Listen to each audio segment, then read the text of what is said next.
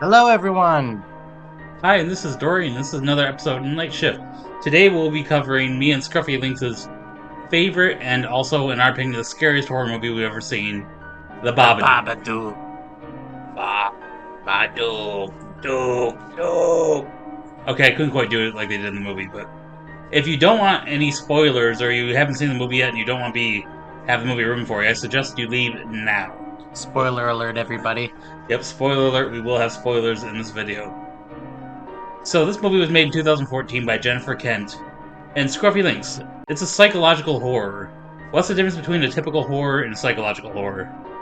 Well, the psychological horror basically is, of course, hinting at psychology, and usually it's involved around the protagonist basically fighting their inner demons or basically fighting a manifestation of what we usually suffer from. Either it's depression or anxiety or Guilt. yeah. Yeah. So let me give you a quick rundown of what happens in the movie. It's not a clear definition, but Right, it's still definition though.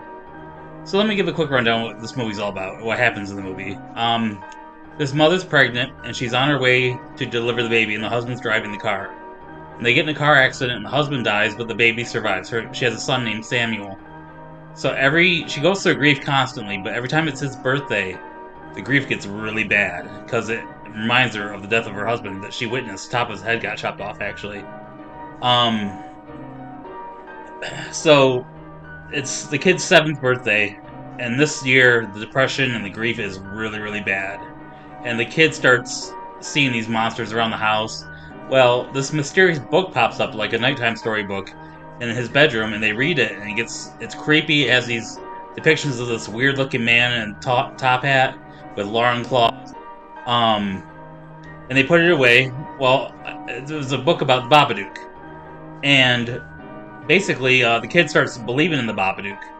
Well, the mother starts seeing the Babadook, and the Babadook is supposed to be a monster that represents her depression and her grief.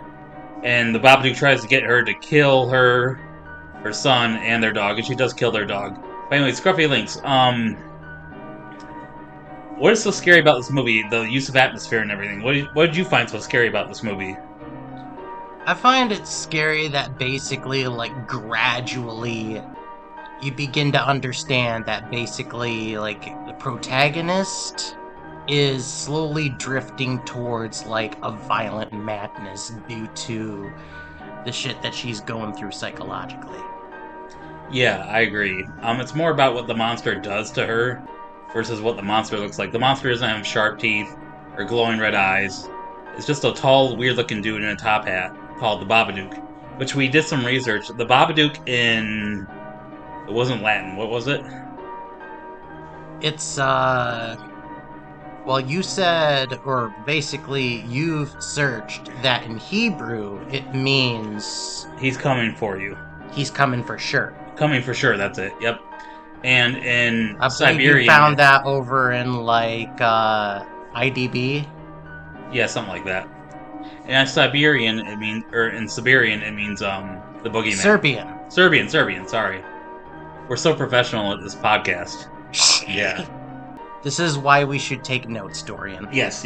Well, I don't think we really need notes. We both know this movie very well. Scruffy Link saw the movie before I did. Then he came into my apartment, brought it over one day, and when I finished watching the movie, I'm like, what the fuck did I just watch? You slowly feel this woman going mad. And here's part of the movie why it's so scary, is you see her going mad, you feel her going mad. It's good use of music and atmosphere, good acting, a good scary plot, creepy things that the Babadook does that are just subtle and cheap to do on film, but still very effective. There are no jump scares in this movie. There is no gore. I think those are both cheesy ways to try to scare people. This one's kind of like The Shining. It's just good atmospheric creepiness that slowly eases into your skin, or under your skin, like the Babadook says, right? You know. Mm-hmm. But yeah, this book. Okay, It's to give later hinted that the protagonist, the mother, she wrote and made the book. I was about to say that. Yeah. So this book that pops up that has the Babadook in it, it's a pop-up children's book. And during the movie, she's asked about, oh, I heard you used to be a writer. She says, oh, not much really anymore, just for some magazines. I did a couple children's books. That's the first clue. The second clue, she originally rips up the book because it's disturbing her child so much and throws it away. Then 3 days later, a couple days later, it shows up at her doorstep glued back together with more pages added to the book about what it wants her to do to her kid and her dog and herself. This book is made out of like graphite and ink, or charcoal. Well, she goes to the cops when the book shows back up to report that somebody's stalking them. And if you pay close attention, her one hand is covered in black ink from when she made the book. So she made this book that tormented her and her son and didn't even realize it. That means she's going through like not only just depression, but like psychosis or something.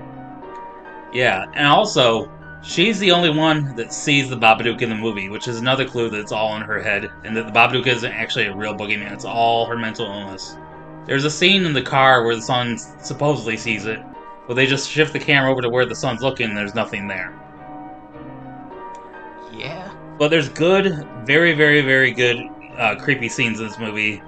It scared the fuck out of me. That's the only time a movie ever scared me. I've been scared by some books by Stephen King. I like the television scene. Oh yeah, the old black and white footage. Yeah. That was very vintage and very cool. And you don't really get a good look at the Babadook. You get a few quick glances. And I had a friend who saw the movie and they said, yeah, it was scary, but I didn't like how the Babadook looked like a paper cutout all the time. Well, that might be on purpose because he did come from a paper pop-up book. And also, this movie had a $2 million budget. Usually Hollywood films cost $30 to $75 million to make. This was made in Australia. But still, even though they were low on money, they did a damn good job at scaring people. Yeah. Scariest movie I've seen, and I've seen lots of scary movies. I acknowledge that most horror movies, especially Hollywood horror movies, are fucking stupid. They're cheesy. They're very cliche, predictable, over-scaring, which comes across as overproduced. Too many jump scares, too much gore. It's just fucking dumb. Dumb characters. In this movie, you get none of that bullshit. You get pure creepiness. Do you have any last final words on this, Scruffy Links? Yeah, basically, when it comes to making or writing a psychological film, there's quite to learn from this Australian film. Yes, if you are interested in making a cheap horror film that wants to be creepy, but you don't have much money, watch The Babadook. That will set very many good examples for you. Mm-hmm. Oh, and in the ending, they give the monster a bowl of worms. A bowl of worms, yes. In the ending, she overcomes her depression. She killed the dog, but she doesn't kill her son, she doesn't kill herself, and it has a happy ending.